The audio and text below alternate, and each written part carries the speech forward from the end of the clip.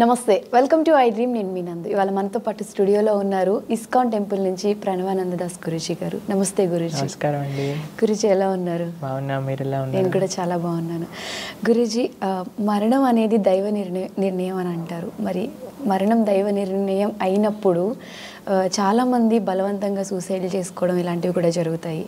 So అది కూడా దైవ నిర్ణయం అని అనుకోవచ్చు. యాక్చువల్గా అండి, దైవ నిర్ణయం ఏంటి అని అంటే మనకొక జీవితాన్ని ఇవ్వడం స్వామి నిర్ణయిస్తారు. దేనివల్ల నిర్ణయిస్తారు అని అంటే ఆయన అంతటా ఆయన నువ్వు ఇలా ఉండాలి, నువ్వు ఈ కలర్లో ఉండాలి, నువ్వు ఇలా హెయిర్ ఉండాలి అని నిర్ణయించరు. మన యొక్క పూర్వజన్మ సుకృతం లేదా ఫలం ఏదైతే ఉంటుందో దాన్ని బట్టి మెటీరియల్ నేచర్ మనకు ఒక శరీరాన్ని ఇస్తుంది. నువ్వు ఇలా ఉంటావు, నువ్వు ఇలా ఉంటావు అని మనకి ఇస్తుంది అనమాట. ఇప్పుడు చూడండి, భగవంతుడు రాసేది ఏంటి? చాలా మంది అంటారు అంతా భగవంతుడు చేస్తున్నప్పుడు ఇంకా మనం ఎందుకు చేయాలి ఏంటి కూడా. కాబట్టి చెడు కూడా భగవంతుడే చేస్తున్నాడు కదా. మంచి భగవంతుడు చేయించట్లేదు, చెడు భగవంతుడు చేయించట్లేదు. ఒక ఆపర్చునిటీని మనకి ఇస్తున్నారు. ఫర్ ఎగ్జాంపుల్, నాకు ఈ ఫోన్ వస్తుంది అని భగవంతుడు రాశారనుకోండి, ఈ ఫోన్లో నేను ప్రవచనం వింటానా లేదా ఇంకేదైనా చెడు పని చేస్తానా అది నా చేతుల్లో ఉంది. దీన్ని బట్టి నెక్స్ట్ కర్మ అనేది ఏర్పడుతుంది అనమాట.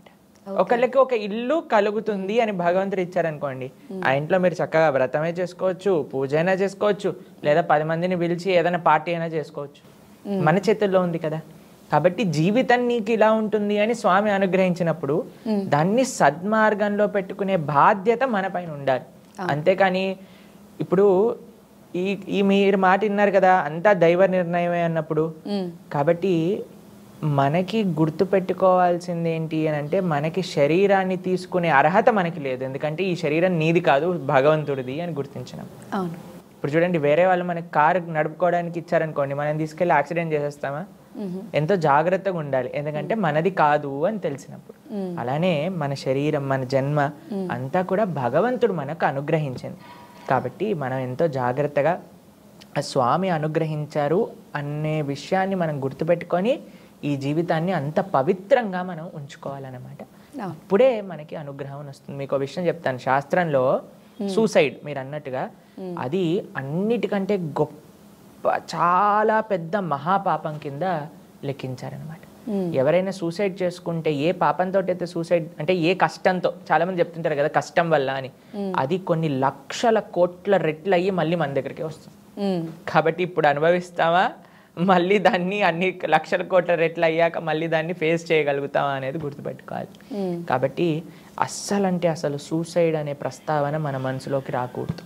ఎందుకో మీకు ఒక విషయం చెప్తాను. ఇప్పుడు మనకి ఒక ఈ కష్టం ఉందండి మాకు అని అనుకుంటారు. ప్రతి ఒక్కళ్ళ జీవితంలో కష్టాలు వస్తాయి కదండి. ఎవరైనా చెప్తారా కష్టం లేకుండా మేము మొత్తం పుట్టినప్పటి నుంచి హ్యాపీగా ఉన్నాం, పుట్టంగానే ఏడుస్తామా? కాబట్టి ఈ ప్రపంచం దుఃఖాలయం, అశాశ్వతం అని అంటారనమాట. ఇక్కడ ఈ nothing is permanent in this world, everything is temporary. ఒక విషయం అంటే ఏదైనా సరే మనం టెంపరీ నేచర్ మనం ఈ ప్రపంచంలో చూస్తుంటాం అనమాట. ఒక రిలేషన్షిప్ టెంపరీ. ఇప్పుడు నేను బెస్ట్ ఫ్రెండ్ అంటారు, మళ్ళీ వచ్చే సెమిస్టర్కి వాడు వీడు మాట్లాడుకోరు అనమాట. అవును. లేదా ఎక్కడైనా మనం ఉంటున్న ఒక ప్రదేశంలో ఉంటున్నాం, ఇక్కడ ఇప్పుడు నేను హైదరాబాద్లో ఉంటున్నాను అనుకున్నాను, తర్వాత నేను చెన్నై చదువుకోవడానికి వెళ్ళిపోయా, దాని తర్వాత ముంబైలో ఆశ్రమంలో ఉంటున్నా. కాబట్టి nothing is permanent in this world అనమాట. కానీ ఎప్పుడైతే ఆ పర్మనెంట్గా మనం అనుకుంటూ ఉన్నామో, ఎప్పుడైతే చేంజ్ వస్తుందో అప్పుడు మనకి మనసులో బాధ, కంగారు, భయం అనేది కలుగుతూ ఉంటుంది అనమాట. కానీ ఇది జస్ట్ టెంపరీ. ఏది టెంపరీ కానప్పుడు ఈ కష్టం కూడా టెంపరీ కాదు. అర్థమవుతుంది కదా మీకు? ఏది టెంపరీ కాదన్నప్పుడు సుఖము టెంపరీయే, అలానే ఇది కష్టము కూడా టెంపరీయే. ఇది గుర్తుపెట్టుకోవాలి మనం ఎప్పుడైనా సరే. కాబట్టి ఎప్పుడైతే మనకి సుఖం ఎలా వచ్చి మనం ఆనందంగా ఉన్నామో, అలానే దుఃఖం కూడా వస్తుంది. కొన్ని రోజుల తర్వాత దుఃఖం కూడా పోతుంది. కానీ దానికి మనం అడ్వర్స్ అవ్వాల్సిన అవసరం లేదు. వచ్చినప్పుడు బాధ వేస్తుంది, ఒప్పుకుంటాను, కానీ కొద్దిగా మనం ఓపిక పట్టుకోవాలంటే. గురూజీ, చాలామంది దేవాలయాలు అంటే ముఖ్యంగా ఎక్కువ డొనేషన్లు వస్తున్నాయి, అదొక బిజినెస్లా అయిపోయింది అని అంటారు. అసలు దీన్ని మనం ఎలా తీసుకోవచ్చు? అంటే దేవాలయాలకు వచ్చే ఫండ్స్ కానివ్వండి, ఇవి ఒక ఆధ్యాత్మికంగా మనం డెవలప్ అవుతుంది అనుకోవచ్చా, లేకపోతే ఇది ఒక బిజినెస్ అని అంటారు? భగవంతుడికి మనం మన యొక్క సంపాదనలో భగవత్ సేవగా, భగవంతుడి యొక్క సేవ అంటే ఇప్పుడు చూడండి, ఆలయంలో సపోజ్ మా ఆశ్రమానికి ఎవరైనా డొనేషన్ ఇచ్చారనుకోండి, దాన్ని మేము ఎలా యూజ్ చేస్తాం? గోవులకి యూజ్ చేస్తాం. 100 పైగా గోవులు ఉన్నాయి అక్కడ. ఆ గోసేవకి యూజ్ చేస్తాం. లేదు భగవంతుడి యొక్క ఆరాధన, ఒక వ్యవస్థ, ఆలయ వ్యవస్థ అంటే భగవంతుడికి నైవేద్యాలు, అలంకరణలు, ఉత్సవాలు ఎన్ని కావాలి. తర్వాత వచ్చిన భక్తులందరికీ ప్రసాదాలు పెట్టాలి. దాంతోపాటు మా ఆశ్రమంలో ముంబైలో ఏదైతే మేము ఎక్కడైతే ఉంటామో గోవర్ధనిక విలేజ్లో, అక్కడ నుంచి చుట్టుపక్కల ఉండే గ్రామాలలో ఆదివాసీ తాండాలలో ఎవ్వరూ కూడా ఆకలితో పడుకోకూడదు అనే మనం ఒక సంకల్పం చేసుకున్నాం అనమాట. కాబట్టి వచ్చిన డొనేషన్లన్నీ కూడా వాళ్ళందరికీ ఫ్రీగా ప్రసాదాన్ని పంచిపెట్టడంలో, తర్వాత ఎంత పెద్ద వ్యవస్థ, ఆలయాన్ని మెయింటైన్ చేయటం. ఒకళ్ళు ఇంట్లో అండి 4 ఉన్న ఇంటికి ఎంత ఖర్చు అవుతుందండి ఇప్పుడు చెప్పండి. నెల తిరిగేసరికి ఎంత ఖర్చు అవుతుంది. 4 ఉన్నారు ఒకళ్ళు ఇంట్లో అంటే. అలాంటిది ఒక ఆలయం అని అంటే వందల వేల మంది ఇన్వాల్వ్ అయిన ఒక వ్యవస్థ. దానికి ఉండడానికి మనం తప్పకుండా, కానీ మీకు ఒక విషయం చెప్తాను, ఆలయంలోకి వచ్చే డబ్బులు ఆలయానికి ఖర్చు పెడుతున్నారా అంటే పర్వాలేదు. అంతేకాని ఆలయంలో హుండీలో ఉండే డబ్బులన్నీ తీసుకెళ్ళి మీరు వేరే వాళ్ళకి ఖర్చు పెట్టేస్తామండి, వేరే వాళ్ళని మంచిగా పెట్టడానికి వేరే మతాలకి ఇచ్చేస్తాము, తర్వాత గవర్నమెంట్ ఏవో వాడేసుకుంటుంది అని అంటే అలా మంచిది కాదండి. ఆలయానికి భక్తులు ప్రేమతో భగవంతుడికి ఇచ్చిన కానుకలు ఏవైతే ఉన్నాయో అవి ఆలయ రక్షణ, ధర్మ పరిరక్షణ, ధర్మ ప్రచారం, గోసేవ, వీటిలో ఉపయోగపడితే చాలా సంతోషం. సో అంటే చాలా మంది దాన్ని మిస్యూజ్ చేయడం వల్ల అందరికి ఒక అపోహ ఉండిపోతుంది. అందుకే అండి మన ఆలయ పూజారి, ఆలయ వ్యవస్థ అక్కడే ఉండాలి. గవర్నమెంట్కి హక్కు లేదు. గవర్నమెంట్ నేను హుండీలో వచ్చిన డబ్బులన్నీ మేము తీసేసుకుంటాము, మేము మా సంక్షేమ పథకాలు వాడుకుంటాము అని అంటే కేవలం ఆలయం ఎందుకు, మరి మిగతా మతాలకి సంబంధించిన తీర్థ ప్రదేశాల నుంచి లేదా వాళ్ళకి సంబంధించిన ఏవైతే ఆధ్యాత్మిక స్థలాలు ఉన్నాయో అక్కడ నుంచి ఎందుకు తీసుకోరు? కేవలం మన దగ్గర నుంచి ఎందుకు తీసుకుంటున్నారు? కాబట్టి ఆలయం, ఎవరైతే ఆలయాన్ని చూసుకుంటున్నారో వాళ్ళ చేతిలో ఉండాలి. ఇప్పుడు మన ఇల్లు ఉందండి, మన ఇంటిని తీసుకెళ్ళి ఇప్పుడు మన ఇంట్లో వచ్చే డబ్బులన్నీ గవర్నమెంట్ నేను తీసేసుకుంటాను అని అంటే బాగుంటుందా? అలా ఎవరు ఇంటిని పరిరక్షిస్తున్నారో, ఎవరైతే ఇంటి యొక్క బాగోగులు చూస్తున్నారో వాళ్ళ చేతుల్లో ఉండాలి. కాబట్టి అలానే ఆలయం, ఆలయ పూజారి, ఆలయ కమిటీ ఏదైతే ఉందో, ఎవరైతే ఆ ఆ స్వామి ఎవరైతే ఉన్నారో ఆలయంలో వాళ్ళ పట్ల ప్రేమ, భక్తి ఉన్న వాళ్ళ దగ్గర ఉండాలి. అంతేకాని ఏదో ఒక పోస్ట్ లాగా పెట్టేసాం అనుకోండి మనం, అప్పుడు ఏమవుతుంది అని అంటే is just doing is mechanical duty. అలా ఉండకూడదు. ప్రేమతో ఆలయాన్ని సంరక్షించే వాళ్ళ చేతిలో డబ్బులు ఉన్నాయనుకోండి, వాళ్ళు ఆ ధర్మ పరిరక్షణకై ఉపయోగించుకోవాలి. గురుజీ, చాలా మంది నేను దేవుణ్ణి నమ్మను, ప్రకృతిని మాత్రమే నమ్ముతాను అని కొంతమంది ఉంటారు. అటువంటి వాళ్ళకి అసలు మీరు ఏం సమాధానం? ప్రకృతి ఎవరిచ్చారండి? మీరు తయారు చేసుకున్నారా? దేవుడిచ్చిందే కదా. మరి దేవుడిచ్చిన ప్రకృతియే ఇంత మంచి చేస్తున్నప్పుడు, ఇప్పుడు చూడండి మనకు ఒక చాక్లెట్ ఇస్తారు ఎవరైనా, ఏం చేస్తాం మనం? వెంటనే థ్యాంక్ యూ అని అంట, అంతేనా? మరి ఇంత చక్కటి ప్రకృతిని మనకిచ్చిన స్వామిని మర్చిపోతారు. చాలా మంది ఏమంటారు తెలుసా, మాకు అమ్మ నానే దైవము అని అంటారు. మరి అమ్మ నాన్నల్ని ఇచ్చిన వాడు ఎంత గొప్పవాడు? ప్రకృతి గొప్పది, ప్రకృతిని ఇచ్చిన వాడు ఎంత గొప్పవాడు? నీ శరీరం గొప్పది, నీ జీవితం గొప్పది, జీవితాన్ని ఇచ్చిన వాడు ఎంత గొప్పవాడు? కాబట్టి స్వామిని గుర్తించకుండా కేవలం ఒకటే దగ్గర ఆపేసాం అనుకోండి, that is not complete faith. సరే, ప్రకృతిని నమ్ము, పర్వాలేదు, కానీ ప్రకృతిని ఇచ్చినవాడు ఆయన ఇంకెంత గొప్పవాడు. ఇప్పుడు చూడండి, మనం ఒక పెయింటింగ్ చూసామనుకోండి, వెంటనే అబ్బా ఎంత బాగా పెయింటింగ్ వేశాడండి. ఎవరైనా మేము మొన్న నడుస్తూ ఉన్నప్పుడు ఒక ముగ్గు చూసామన్నమాట. ముగ్గు చూస్తున్నప్పుడు మా పక్కన ఉన్న వాళ్ళు అన్నారు, ఎంత బాగా వేశారు, అసలు ఎంత స్కిల్. ఏదన్నా సుందరమైన వస్తువుని చూడంగానే మనకేమనిపిస్తుందండి, ఎవరు దీన్ని తయారు చేసిన వాళ్ళు. లేదా ఇంట్లో ఎవరైనా మనం ఎవరైనా స్వీట్ తిన్నాం అనుకోండి, గులాబ్ జామున్, అమ్మా ఎవరు చేశారమ్మా అడుగుతామా లేదా? ప్రతి దాన్ని కూడా ఏది గొప్పతనం ఉందో, ఎక్కడైతే మాధుర్యం ఉందో, ఎక్కడైతే అందం ఉందో, వెంటనే ఎవరు దీన్ని సృష్టించిన వ్యక్తి అని అడుగుతారు. ఈ సౌందర్యమైన ఈ ప్రకృతిని చూసినప్పుడు, ఎంత అద్భుతమైన ఈ ప్రకృతిని చూసినప్పుడు మనకి వచ్చే క్వశ్చన్ ఏంటి? ఎవరు ఈ ప్రకృతిని తయారు చేశారు? అదే భగవంతుడు. ఆ భగవంతుని ఆశ్రయించటమే నిజమైన ప్రకృతి యొక్క ఆరాధన. ఎవరైతే భగవంతుని ఆశ్రయిస్తారో వాళ్ళు ప్రకృతిలో ఏ జీవరాశిని కూడా ఇబ్బంది పెట్టాలి అని అనుకోరు. ప్రకృతిని నాశనం చెయ్యాలి అనే బుద్ధి భగవద్భక్తులలో ఉండదన్నమాట. కాబట్టి అందుకే మన శాస్త్రం complete wholesome way of respecting ప్రకృతి ఈజ్ రెస్పెక్టింగ్ గాడ్. ఆ విధంగా ఉపదేశం చేశారు. గురూజీ, ఇప్పుడు చాలా వృద్ధాశ్రమాలు ఎక్కువగా పెరిగిపోతూ ఉన్నాయి. అంటే చిన్నప్పుడు పిల్లల్ని ఎంత ప్రేమగా పెంచిన పేరెంట్స్ పెద్ద అయిన తర్వాత పిల్లల దగ్గర నుంచి ఆ ప్రేమను పొందలేకపోతున్నారు. అంటే పెళ్ళయ్యి ఒక సెపరేట్ లైఫ్ రాగానే పేరెంట్స్ని మర్చిపోతున్నారు. అంటే అసలు ఇప్పుడున్న జనరేషన్లో పిల్లల్ని ఎలా పెంచాలి అంటే? కేవలం ప్రేమతో పెంచటం ముఖ్యం కాదండి, బాధ్యతగా పెంచటం ముఖ్యం, ధార్మికంగా పెంచటం ముఖ్యం. మనకి ఈ మధ్య చాలామంది తల్లిదండ్రులు మాకు ఫోన్ చేసి మా పిల్లలు మా మాట వినట్లేదండి అని అంటారు. ఎందుకు అని అంటే గారాబం ఎక్కువగా అయిపోయింది. ఎందుకంటే చిన్న పిల్లవాడు మేము చూస్తామండి, చిన్న చిన్న పిల్లలు వాళ్ళకి ఫోన్లో ఎలా యూట్యూబ్ ఆన్ చేయొచ్చు, ఎలా పాస్వర్డ్ తీయొచ్చు, ఎలా వాళ్ళకి కావాల్సింది సెలెక్ట్ చేసుకొని చూడొచ్చు, గేమ్స్ డౌన్లోడ్ చేసుకోవచ్చు, ఎలా ఆడచ్చు, ఎలా పేమెంట్స్ చేయొచ్చు, మొత్తం తెలుస్తాయి. కాబట్టి చిన్నప్పటి నుంచి మనకి వాళ్ళకి ఒక బ్యాడ్ ఎక్స్పోజర్. ఏదో మనం ప్రశాంతంగా ఉంటాం, చాలామంది ఏం చేస్తారో తెలుసా అండి, ఇప్పుడు ఫోన్ ఇచ్చేస్తే వాడి గోల్లో ఉంటారు, మేము ప్రశాంతంగా ఉండొచ్చు అని అనుకుంటారు. కానీ అది పిల్లల్ని పాడు చేస్తుంది. ఇది చాలా జాగ్రత్తగా అందరూ గుర్తుపెట్టుకోవాల్సిన విషయం ఏంటి అని అంటే, కేవలం పిల్లల్ని పెంచటం కాదండి, ధార్మికంగా పెంచటం. ఎలాంటి విత్తనం మనం నాటుతామో అలాంటి మొక్కే వస్తుంది. కాబట్టి మొక్క పెరిగాక ఓ నాకు కాకరకాయ వద్దు అని అంటే, కాకరకాయ విత్తనం వేసావు నువ్వు, మరి కాకరకాయ చెట్టు వస్తుంది కదా. పెద్దగయ్యాక అందరూ వృద్ధాశ్రమాల్లో పంపించేస్తున్నారంటే మరి మీరు చిన్నప్పటి నుంచి నేర్పించింది ఏంటి? రాముడి గురించి చెప్పారా, కృష్ణుడి గురించి చెప్పారా అంటే లేదండి, మేము అంతా కూడా సినిమాలలో ఆ హీరో ఈ హీరో గురించి చెప్పాము అని అన్నప్పుడు వాళ్ళు మళ్ళీ అలానే తయారవుతారు కదా. కాబట్టి మనం ఎంత జాగ్రత్తగా వాళ్ళకి మంచి విషయాలు నేర్పిస్తున్నాం, ఎంత జాగ్రత్తగా వాళ్ళని మంచి మార్గంలో నడిపిస్తున్నాం అనేది మనం పరిశీలన చేసుకుంటూ ఉండాలి. అప్పుడే మనకి పెద్దగయ్యాక పిల్లలకి ఎప్పుడైతే రామకృష్ణుల గురించి తెలుసుకుంటారో అండి, అప్పుడు వాళ్ళకి there is no chance that they can abandon their parents. అంత ప్రేమ రాముడికి తల్లి తండ్రులు అంటే, అంత ప్రేమ కృష్ణుడికి అమ్మా నాన్న అంటే. కాబట్టి we have to show them the right examples. ఎప్పుడైతే ఆ కరెక్ట్ ఎగ్జాంపుల్స్ అనేది వాళ్ళు చూస్తారో అప్పుడు వాళ్ళకి మనసులో ఆ పరివర్తన అనేది జరుగుతుంది. బాధ్యతగా తల్లిదండ్రులు ఎలా చూసుకోవాలి అనే విషయం వాళ్ళకి అర్థమవుతుంది అనమాట.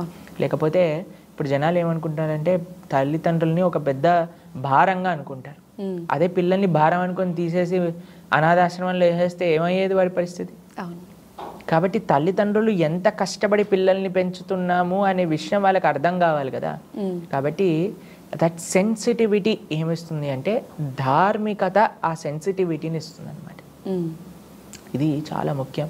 కాబట్టి ఈ విషయాలన్నీ కూడా ఇవి మనం విన్నప్పుడు అనిపిస్తుంది ఓ దీనికి దానికి ఏం సంబంధము, ఇది ప్రాక్టికల్ కాదు అని అనిపిస్తుంది. కానీ this is the way of life. మీరు అది చేయకపోతే దీన్ని అనుభవించాల్సి వస్తుంది, మీరు అది చేశారా అని అంటే ఇది అనుభవించాల్సిన అవసరం లేదు. అందుకే వృద్ధాశ్రమాల్లో వీడియోలు చూస్తూ ఉంటే ఎప్పుడెప్పుడైనా వాళ్ళ తల్లిదండ్రులు మాట్లాడితే చాలా అంటే చాలా బాధేస్తుంది అనమాట. ఎందుకంటే మనకి శాస్త్రం చెప్తుంది తల్లిదండ్రులు చాలా మనకి దైవ స్వరూపులు మన జీవితంలో. ఎందుకంటే వాళ్ళు ఉంటేనే కదా మనం ఉంది, మన యొక్క అస్తిత్వం వాళ్ళ దగ్గర ఉంది. మన సనాతన సంస్కృతి ఎంత ఎంత గొప్పది, ఎంత గొప్పది అని అంటే ఒక సన్యాసి కూడా తల్లికి దండం పెట్టాలి అని చెప్పే సంస్కృతి అనమాట. సన్యాసి ఎవరి దగ్గర వంగాల్సిన అవసరం లేదు, కానీ తల్లి దగ్గర మాత్రం ఉంగాలి అని శాస్త్రం నియమం చేసింది అనమాట. సన్యాసాశ్రమం స్వీకరించాక కూడా. అందుకే శంకరాచార్యులు లాంటి మహానుభావులు తల్లిగారు శరీరాన్ని విడిచిపోతుంది అని అంటే శంకరాచార్యులు కాలడి వెళ్ళి తల్లిగారికి కృష్ణ దర్శనం చేయించారనమాట. కాబట్టి అంత ప్రేమ తల్లిదండ్రుల పట్ల ఆప్యాయత అనురాగాలు అనేవి తీసుకోలేనివి అనమాట. కానీ ఇప్పుడు చూడండి ఎంత విచిత్రమో, ఈరోజు మొన్ననో కలిసిన ఫ్రెండ్ని బెస్ట్ ఫ్రెండ్ అనటం, కొంతమంది ఇంటర్నెట్లో ఫేస్బుక్లో ఇన్స్టాగ్రామ్లో కలుసుకున్న వాళ్ళు గర్ల్ ఫ్రెండ్ బాయ్ ఫ్రెండ్ అనుకోవడం. కానీ చిన్నప్పటి నుంచి ఇంత కష్టపడి పెంచిన తల్లిదండ్రులని గుర్తించట్లేదు అని అంటే అలాంటి వాళ్ళు ఎవరైనా ఉన్నారనుకోండి, వాళ్ళ భార్య కానీ వాళ్ళ స్నేహితులు కానీ చాలా జాగ్రత్తగా ఉండాలి. ఎందుకంటే వాళ్ళని ఎప్పుడు వదిలేస్తారో తెలియదు. ఇంత సేవ చేసిన వాళ్ళని వదిలేస్తున్నారంటే వీళ్ళని ఎప్పుడైనా వదిలేయచ్చు. కాబట్టి అండి ఒక కమిట్మెంట్, ఒక రెస్పెక్ట్, ఒక భావన అనేది ప్రతి వస్తువులో ఉంటుంది. కాబట్టి ఒక దగ్గర నేను కేర్లెస్గా ఉన్నాను, ఇంకొక దగ్గర నా రెస్పాన్సిబిలిటీని నిర్వర్తిస్తున్నాను అని అంటే అవ్వదు. అందుకే రాముడు మనందరికీ ఆదర్శం, కృష్ణుడు మనందరికీ ఆదర్శం. అన్నిటినీ ఎలా బ్యాలెన్స్ చేస్తారో మనం ఆయన దగ్గర నుంచి నేర్చుకోవచ్చు అనమాట. కాబట్టి వృద్ధాశ్రమాలు ఆగాలి అని అంటే చిన్నప్పటి నుంచి 5 సంవత్సరాల నుంచి మీ పిల్లలకి రామాయణ భగవద్గీతలు అన్నీ కూడా బోధిస్తూ ఉండండి. పెద్దగయ్యాక వాళ్ళు మిమ్మల్ని పువ్వులలో పెట్టుకొని చూసుకుంటారు. గురూజీ, అసలు ఇస్కాన్ అనే పేరు ఇంగ్లీష్ టైటిల్ అంటే మన హిందూ దేవాలయంకి ఇస్కాన్ అనే టైటిల్ పెట్టడానికి రీజన్ ఏంటి? అండ్ చాలామందికి ఈ విషయంలో ఒక డౌట్ ఉంటుంది, సనాతన ధర్మానికి సంబంధించిన పేరు ఏదైనా పెట్టచ్చు కదా, ఎందుకు ఇస్కాన్ అనే చూస్ చేసుకున్నారు? ఓకే, ఇస్కాన్ అంటే international society for Krishna consciousness. కృష్ణుడు సనాతన ధర్మానికి చెందినవాడు కాదా? అసలు అన్నిటికంటే ముఖ్యమైన విషయం అంటే సనాతన ధర్మం కేవలం భారతీయులదేనా హక్కు, ప్రపంచంలో ఉండే మిగతా వాళ్ళు కాదా? కృష్ణుడు భగవద్గీతలో సుహృదం సర్వభూతానాం అని చెప్పారు, కానీ సుహృదం భారతీయానాం అని ఎక్కడ చెప్పలేదే.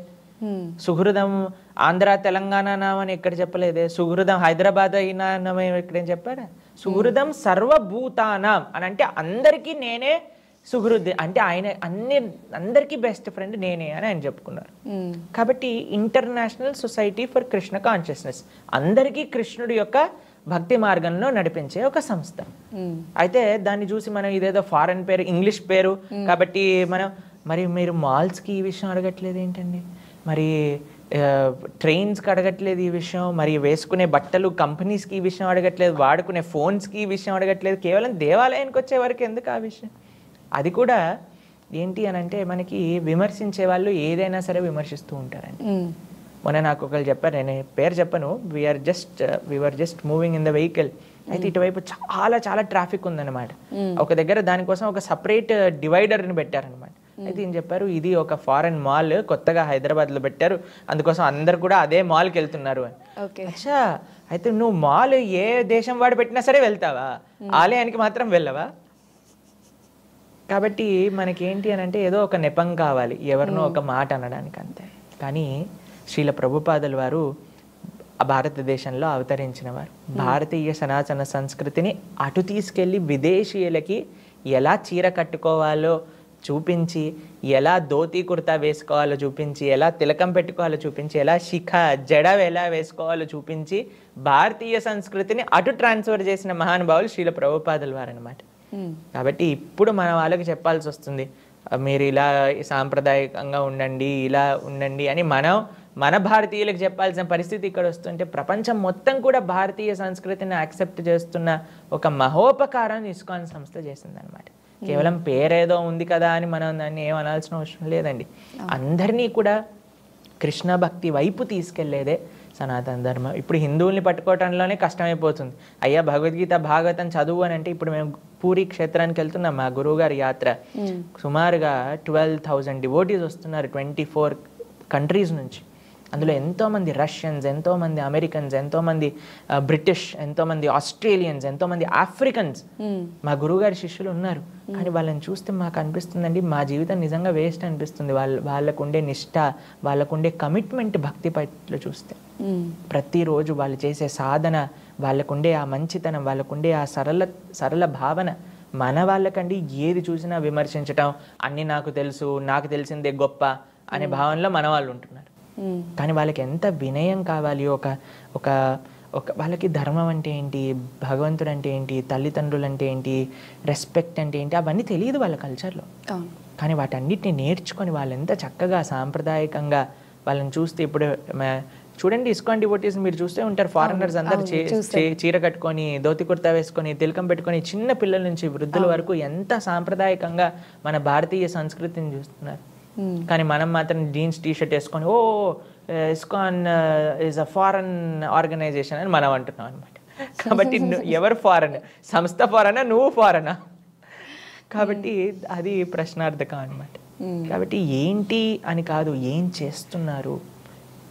ప్రభుపాదుల వారు ఇస్కాన్ ఎందుకు ఆ పేరు ఇచ్చారు అని అంటే, అందరికీ కూడా కృష్ణుడు పిత, అందరికీ కూడా సనాతన ధర్మమే మార్గము అని చెప్పేటట్టుగా అందరినీ కూడా ఆ యొక్క కృష్ణుడి యొక్క ధర్మ మార్గంలో నడిపించడానికి న్యూయార్క్లో స్థాపన చేశారనమాట.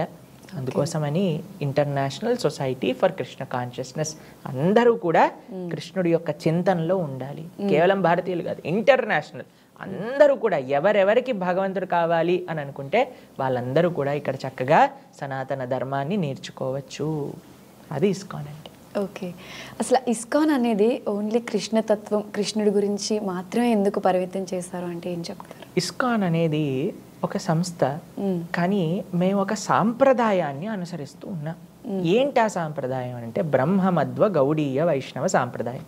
మనకి తెలుసు మన భారతదేశంలో వివిధ సాంప్రదాయాలు ఉన్నాయన్నమాట. శ్రీ వైష్ణవ సాంప్రదాయం అని, మనకి మధ్వ సాంప్రదాయం అని, అలానే కుమార సాంప్రదాయం అని. అందులో బ్రహ్మమధ్వ గౌడీయ వైష్ణవ సాంప్రదాయం కూడా ఒక సాంప్రదాయం.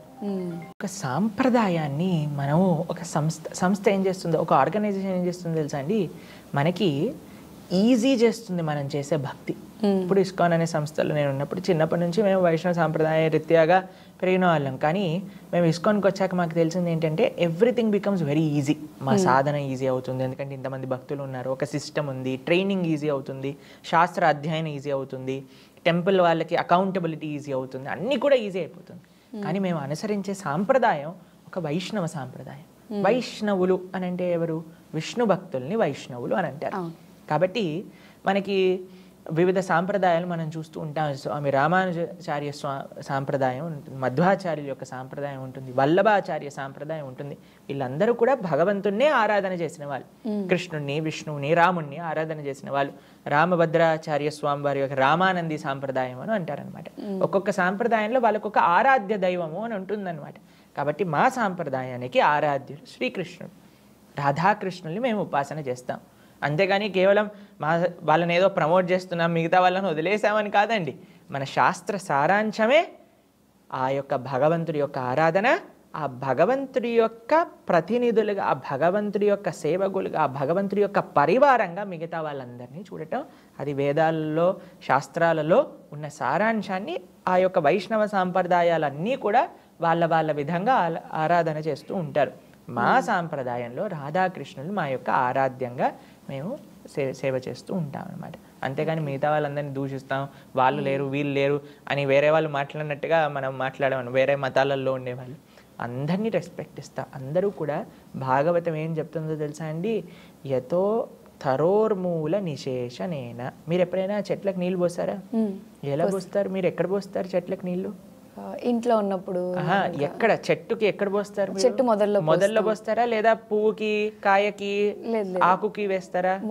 మొదల్లో పోస్తే మొత్తం చెట్టుకి నీళ్లు శక్తి అందుతుంది కదా. అలానే ఆ భగవంతుడి యొక్క సేవ చేస్తే మిగతా దేవీ దేవతలందరి సేవ కూడా ఆ సేవలోనే కలుగుతుంది అని భాగవతం మనకు ఉపదేశం చేస్తుంది అనమాట. అందుకే మనం భగవంతుడి యొక్క సేవ చేస్తాం. మిగతా దేవీ దేవతలందరికీ కూడా ఆ భగవంతుడి యొక్క పరికరాలే కాబట్టి అందరికీ ఆ యొక్క సేవ అనేది లభిస్తుంది అనమాట.